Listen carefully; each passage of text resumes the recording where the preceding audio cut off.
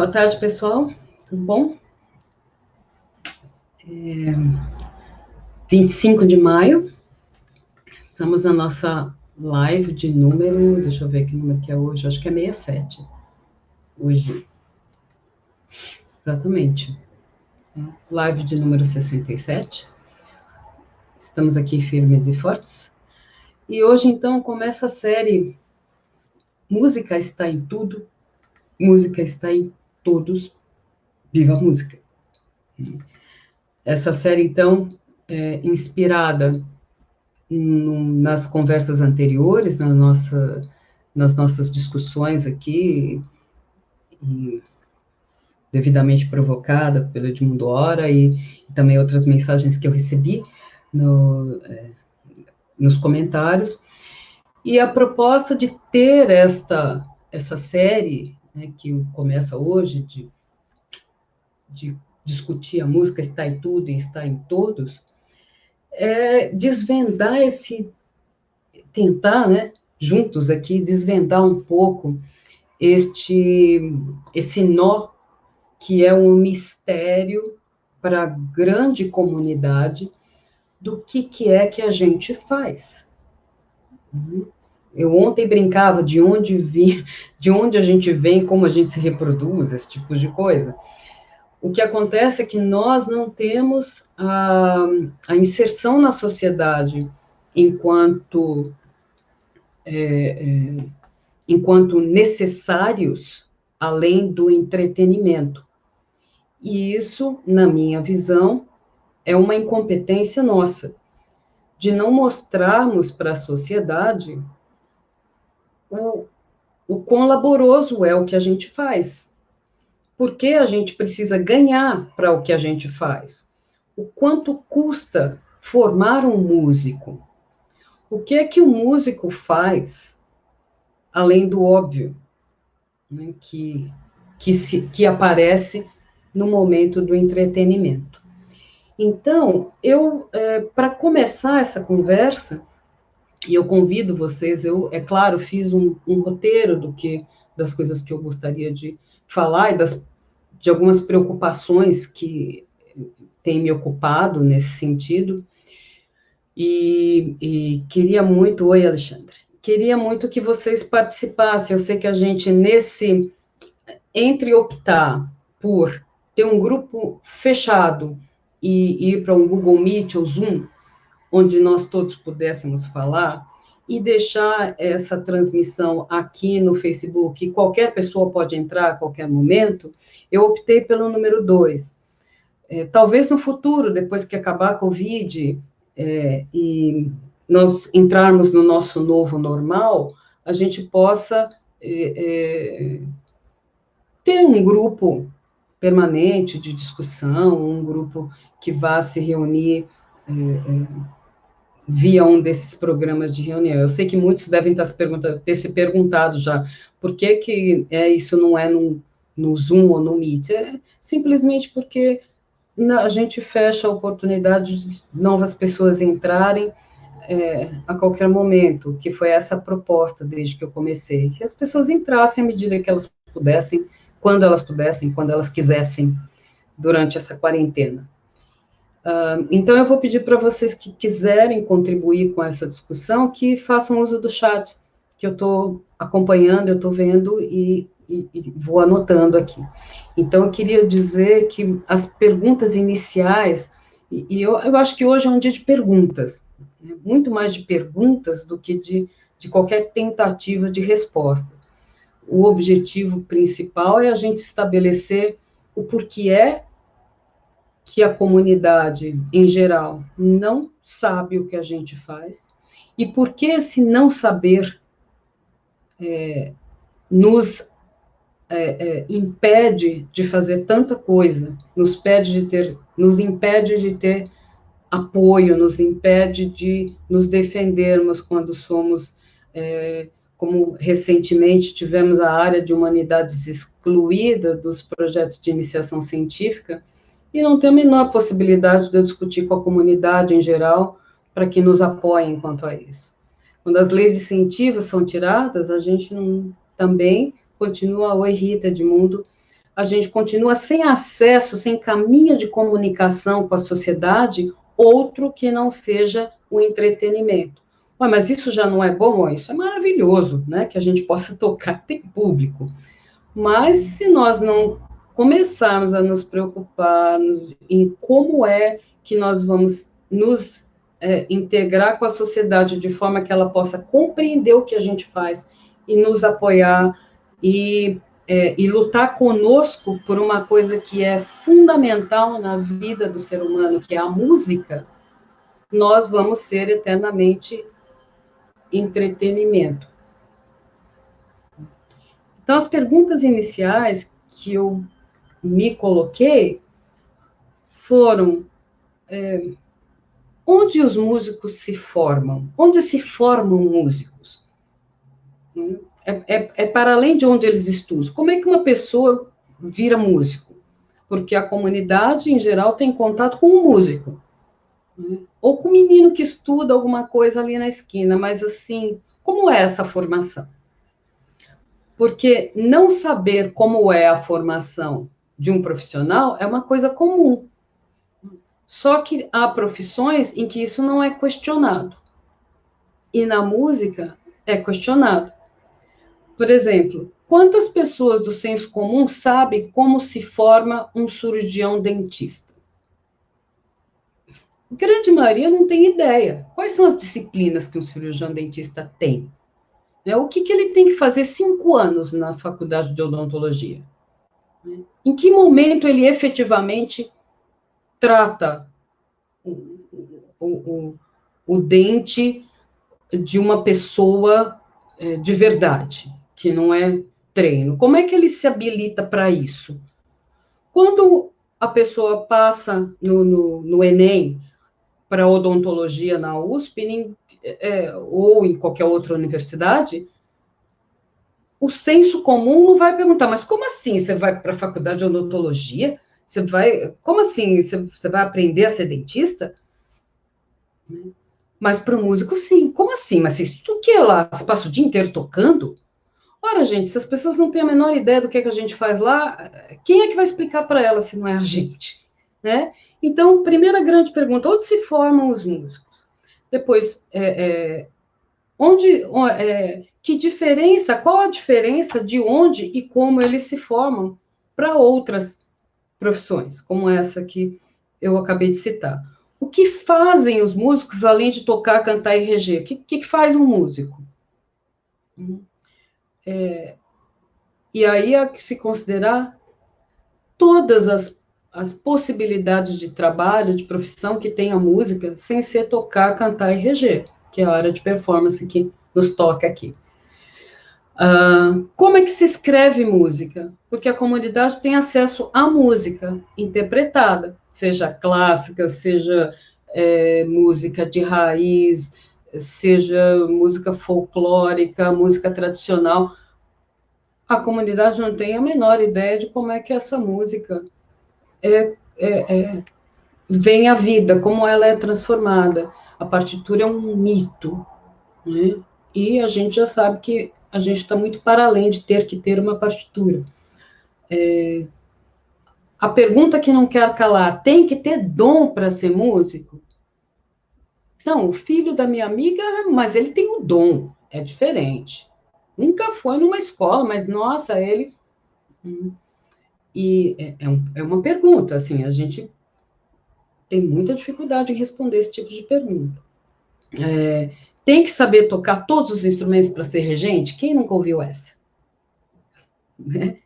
Então, deixa eu ver aqui se eu estou perdendo comentários. Opa. Ah, tá.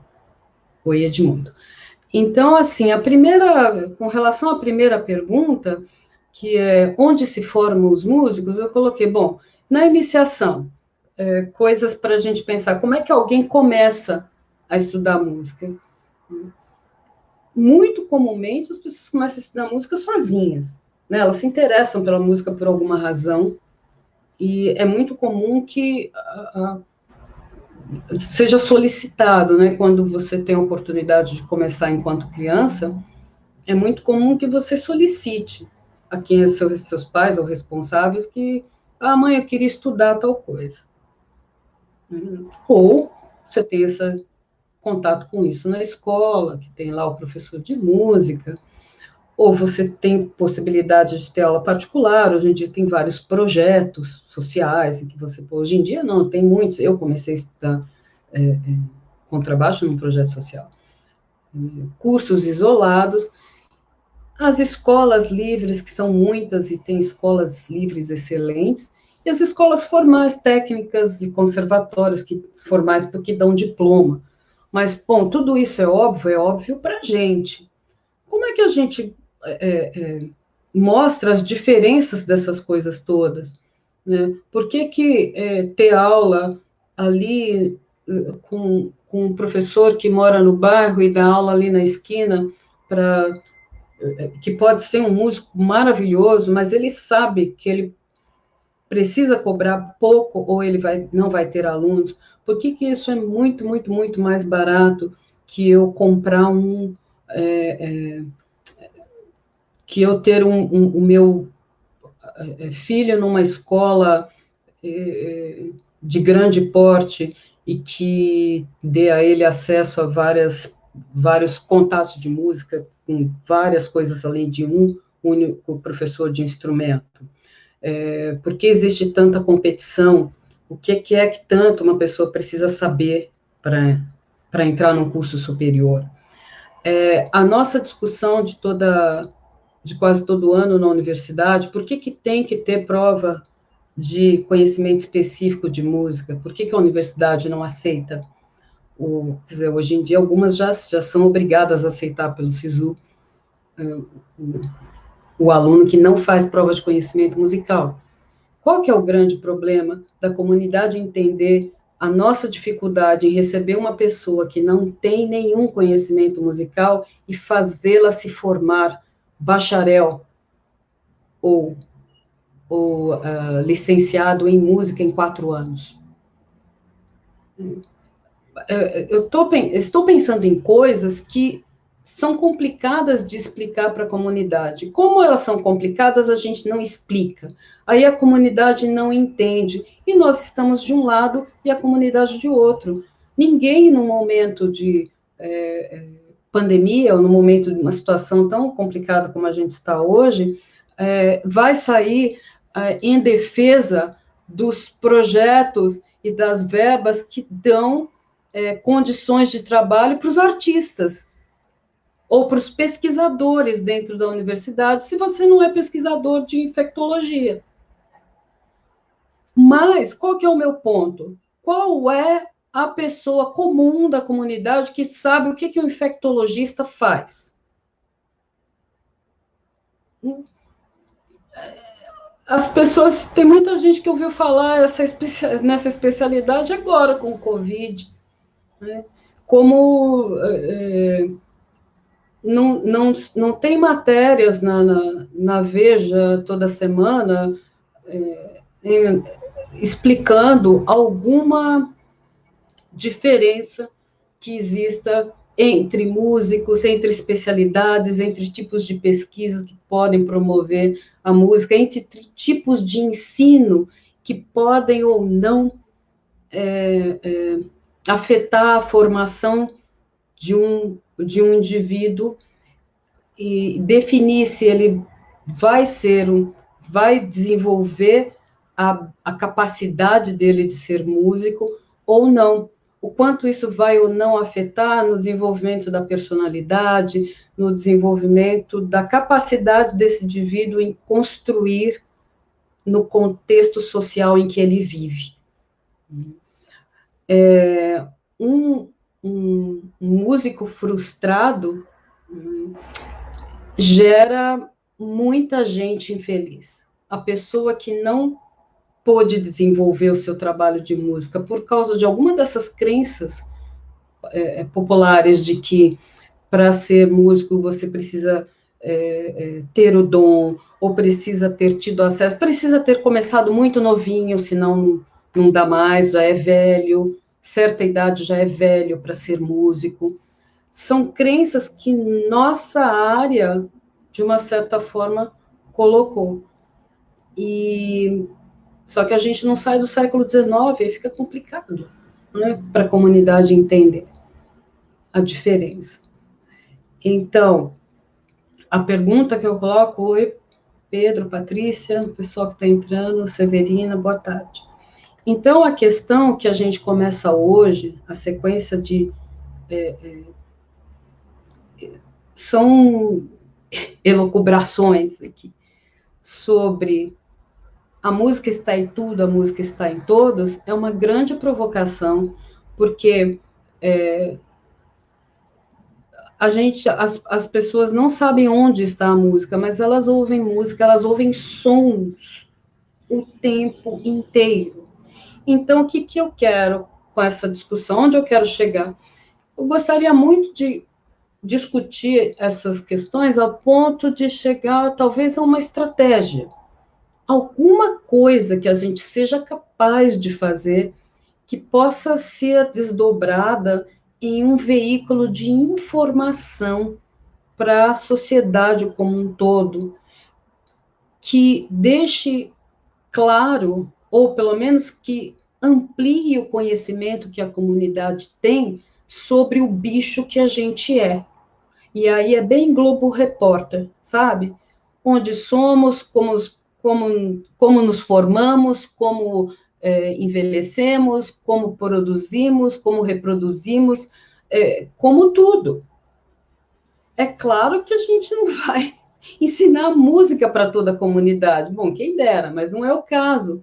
Mas a gente precisa que o senso comum entenda a importância da música como o senso comum hoje entende a importância da eletricidade, a importância da madeira. Né? Não é porque a gente entende que a madeira é importante que a gente concorda que não importa qualquer custo você pode adquirir madeira. A gente sabe que madeira ilegal tem uma ligação com o ecossistema e afeta a nossa vida como um todo. Por que a gente não tem como senso comum que o som vinculado acima de X decibéis na rua, nos bares, nos cinemas, afetam a audição de todas as pessoas, inclusive dos músicos? A gente sabe disso, alguém já falou isso, de vez em quando aparece na televisão, mas nem eu sei quantos são esses decibéis de cor, eu tenho que olhar nos meus estudos lá para lembrar. Eu sei que você ficando exposto a um certo nível de decibéis por mais que uma hora, você já começa a ter a sua audição afetada. Quantas pessoas sabem que exames de audição são importantes de serem feitos de uma maneira regular, como os nossos check-ups? Porque você pode começar a perder a audição e quando perceber já é muito tarde. Esse tipo de informação, eu acho que se a comunidade tem consciência dessas coisas gerais, que muitas vezes para nós são óbvias, elas começam a comunidade começa a compreender a importância da nossa dedicação ao estudo. E que tipo de estudo cada tipo de músico precisa fazer? O tipo de estudo que todo mundo, que o senso comum tem, é que o instrumentista tem que tocar o instrumento. Então, se a pessoa está tocando, ela está estudando. Se ela não está tocando, como ela está estudando música se ela não está tocando? E são perguntas que não são óbvias, são respostas não óbvias. Recentemente, as mudanças que a gente teve em termos governamentais, da cultura em geral, se fez refletir com um impacto muito maior na função do ator de cinema e de televisão do que no dançarino, no músico ou no ator de teatro. Por quê? Eu acredito que é por causa da mídia, nós não temos mídia. Então, por que toda dona de casa conhece a história do algodão? Porque a indústria do agronegócio tem dinheiro para vincular na Rede Globo a campanha pró bancada do agronegócio. Então, por que no momento de pandemia as bolsas PIBICs não foram cortadas da escola de agronomia? O que tem a agronomia a ver com a infectologia? Não sei, mas as ciências sociais, obviamente, não são necessárias. Então, eu coloco aqui por exemplo, curso superior de música. Bom, tem músicos notórios, e não são poucos, são muitos, que nunca pisaram numa universidade. Então, para que eu vou pagar a faculdade para o meu filho?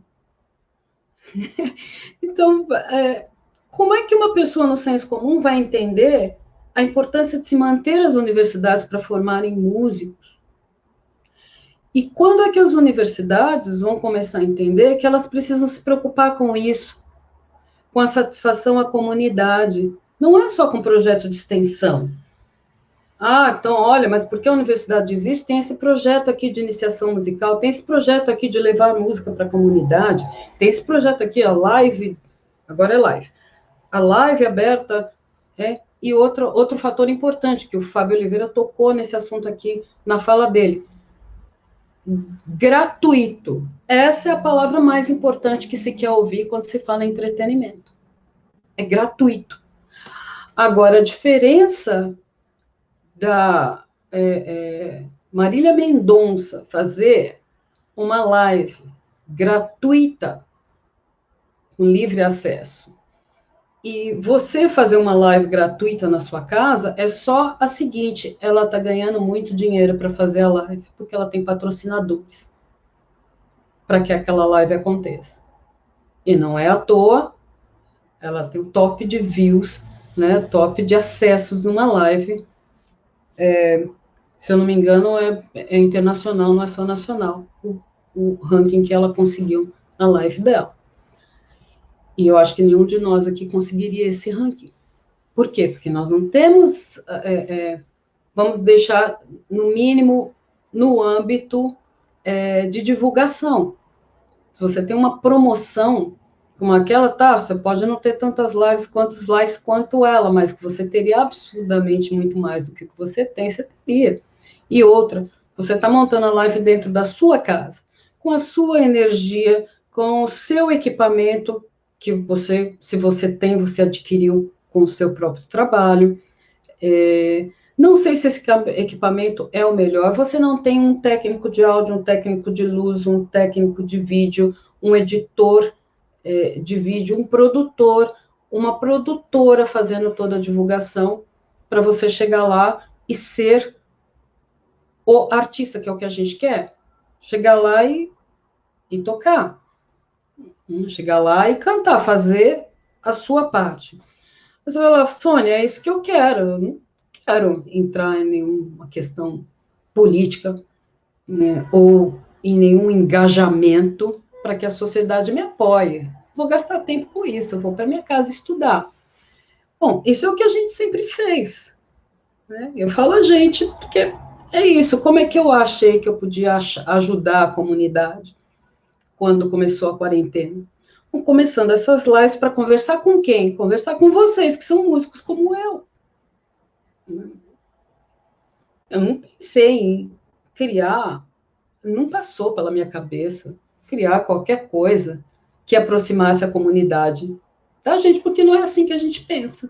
Né? Falei, vou dividir o que eu faço, que eu já faço, que eu tenho pronto, muito material sobre pesquisa, com as pessoas, assim, eu me sinto útil ajudando as pessoas, e as pessoas também vão ter o que fazer, e vamos ver como é que vai acontecer essa quarentena. Bom, estamos aí há mais de 2 meses, e a gente não está vendo muito fim desse negócio, mas é só para dar um exemplo, eu não estou criticando a você, eu também não pensaria nisso em primeiro plano, mas agora eu estou começando a pensar, né, já faz um tempo que eu tenho isso na minha cabeça, mas especialmente por causa do confinamento, me vem muito forte que se a gente não começar a fazer alguma ação, não é deixar de fazer o que você faz para engajamento social, mas a gente tem que ter alguma coisa na nossa atividade que efetivamente nos aproxime da comunidade pelo outro lado.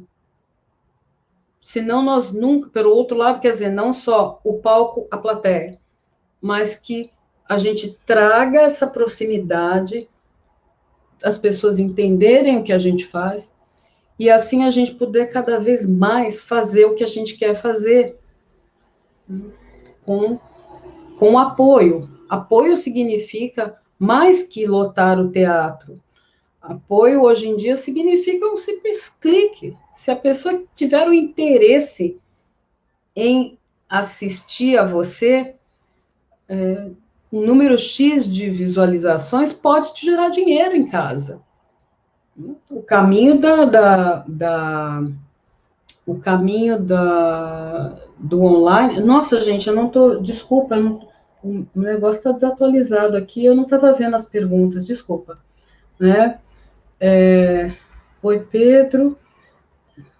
Obrigada, Edmundo. Sim, temos que fazer algo nesse sentido, que é que se mudar este paradigma. A Bia Contígio, sim, é muito interessante. Quanto a música está em tudo, desde o mercado até o consultório do dentista. É difícil para a população saber quem ou o que é que o músico faz. Exatamente. Alexandre Rosa, os cursos de extensão são um caminho. Sim, qual o problema, né, Alexandre, quando a gente fala dos cursos de extensão? Os cursos de extensão, eles são um caminho de mão única, né? A universidade prepara, oferece e dá o curso. Eu penso que coisas que a gente pode fazer, né, com relação à extensão... Alexandre, o que é que você pensou como um papel diferente? Né? Você falou, Patrícia Micheline falou, não é loucura que a gente viva num tempo onde a informação é incrivelmente acessível e a gente se dê conta que a grande maioria das pessoas é extremamente mal informada. Exatamente, não só de música, de muita coisa. São 70 decibéis, né, Edmundo? Isso mesmo. Acima disso, imagina como que é o volume do som da sala de cinema. Eu cansei de brigar em cinema para que abaixassem o som, e aí eu entendi que o meu lugar era não ir ao cinema. Eu realmente assisto filme em casa, eu tenho projetor, muitas vezes não assisto o filme logo quando ele sai, justamente porque eu realmente me incomodo muitíssimo com o volume das salas de cinema. Pedro Bittencourt, integrar mais as atividades de extensão, pesquisa e ensino pode ser uma estratégia vertical. Sim, o problema não é, eu vejo, não é, Pedro, que não é integrar por si só, mas integrar de que maneira? Essa maneira de via única que a universidade está habituada, eu acho que não, já se provou insuficiente. Eu fico pensando assim, a gente tinha que fazer extensão, sabe com o quê? Com os pais dos alunos. Sabe? Tinha que fazer extensão com os vizinhos dos alunos, sabe? Vem cá o vizinho que só reclama que você faz barulho, que você chega tarde, coisa assim. Vem cá, vamos fazer um debate com os vizinhos de música. Você tem que escrever o seu vizinho, sabe? Coisas que nos façam, de alguma forma, criar uma teia, né? Tentáculos. Até quase eu dei o nome para isso de tentáculos musicais, mas assim, tentáculos mesmo para a gente ir agregando como uma teia, como uma rede, agregar pessoas que estão próximas dos músicos e, através delas, buscar os que não estão. Porque são os que não estão próximos da música que a gente... Próximos da música, próximos dos músicos. É que precisam, de uma certa forma, se aproximar para entender, porque você não precisa estar próximo do médico, você precisa ir ao médico. E você não tem escapatória de ir saber como é que é um consultório, como é que ele atende, como é o procedimento de um médico, como é que é o procedimento do outro. Se você vai a um psicólogo, você vai estudar as linhas de psicologia. Não dei certo com esse. Aí alguém fala, não, mas ele é freudiano, vai no junguiano. Você não precisa estudar psicologia para saber isso. Mas música... Ora, por que você começa com um professor e dá tudo errado e raramente aquela criança vai querer continuar estudando música? Não tem essa visão dos pais não músicos, de que, pera lá, não deu certo com esse professor. Talvez tenha algum problema com a forma dele ensinar, e se eu buscar um outro? Mas para isso eu não preciso denegrir o primeiro professor. Ele tem um método que não deu certo. Como o filho muitas vezes não entende matemática, busca outra aula particular, não entende português, por uma aula particular, mas a música não tem essa visão. Quem mais? Jorge, oi. O papel do Alexandre, o papel da universidade deveria ser um papel diferente dos conservatórios, das escolas livres. Sim, deveria, com certeza, né? Então, Alexandre, eu acho que o papel da universidade é justamente fazer o que a gente está fazendo aqui, pensar, gerar conhecimento, gerar possibilidades, né? É para isso que a gente está na universidade, para poder instigar, promover a ampliação do conhecimento. E nesse sentido de trazer a comunidade para perto da gente, é muito mais que a extensão de mão única, né? Pedro, seriam então atividades de extensão destinada para músicos não profissionais? Pedro, eu nesse momento penso que é atividade para qualquer pessoa na comunidade, não é? E a atividade, por exemplo, o mais próximo disso que a universidade tem são cursos de apreciação musical. Mas eu acho que mais que apreciar a música, a gente precisa entender que bichos são os músicos.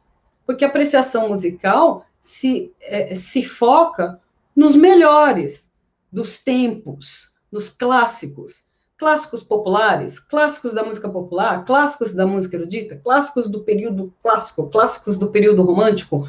É uma informação, isso que eu falo que é o caminho de mão única. A gente recebe a comunidade e ensina para eles como eles devem ouvir música, né? Eles continuam sabendo que, bom, mas quem sabe fazer música...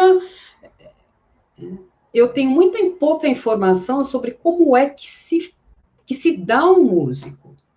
Alexandre, para isso é fundamental haver uma prova prática no ingresso na universidade, ter um currículo que amplie os conhecimentos e as possibilidades da formação e atuação musical. Acho que eu não entendi, Alexandre.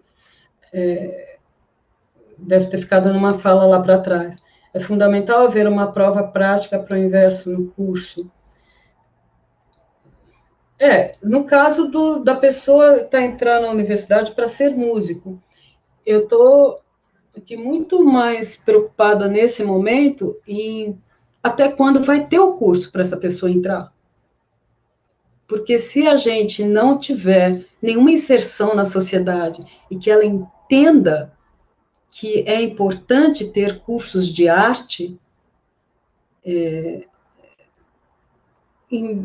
falta muito pouco. É uma caneta, é uma canetada, né? Azul, preta, é uma canetada. Foi numa canetada que se cortaram todas as bolsas das ciências sociais. A gente está nesse rumo. Então, a gente está num momento perigoso. Exemplos são muitos. Então, eu queria, a gente está nos 33 minutos, como eu coloquei aí, a gente amanhã tem quem amanhã? Deixa eu ver.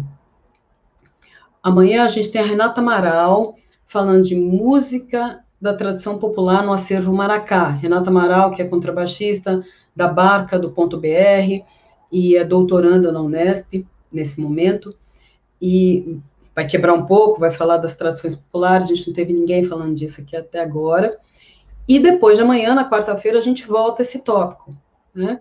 E eu queria muito pedir para vocês que me ajudassem a pensar nisso, em ideias de como é que a gente agrega a sociedade à nossa atividade, à nossa formação, o que é que a gente faz. Quem sabe no final desse ciclo de 5 encontros que eu agendei aqui sobre esse assunto, a gente tira alguma estratégia, né, que possa ser feita hoje com todos os recursos que a gente tem, né, com o pouco que eu tenho aqui, a gente é capaz de estar há 60 dias, 67 dias, conversando todo dia sobre um assunto interessante de pesquisa. Então, quem sabe a gente pode alcançar mais pessoas. Né? Como a gente faz? E para vocês terem uma informação, até ontem à noite eu tinha mais de 700 visualizações na conversa que eu tive com o Fábio Oliveira. né, que me deixa muito feliz, e acho que a ideia é essa. As pessoas estão entrando e estão visualizando a nossa conversa. Quem sabe a gente consegue ampliar esse número de alguma forma. Estratégia para ampliar os views de uma discussão tão importante também é muito importante. Tá? Eu vou anotar aqui, copiar quer dizer, já está anotado, está no Face, né? Está registrado lá, coisa boa. E a gente volta a falar sobre isso depois de amanhã. Tá? Por favor, dá uma pensada e vamos continuar refletindo. Muito obrigada por vocês estarem aí. Amanhã, às 15 horas, estamos aqui com a Renata Amaral. Tá? Um beijo, álcool em gel e fique em casa. Tchau.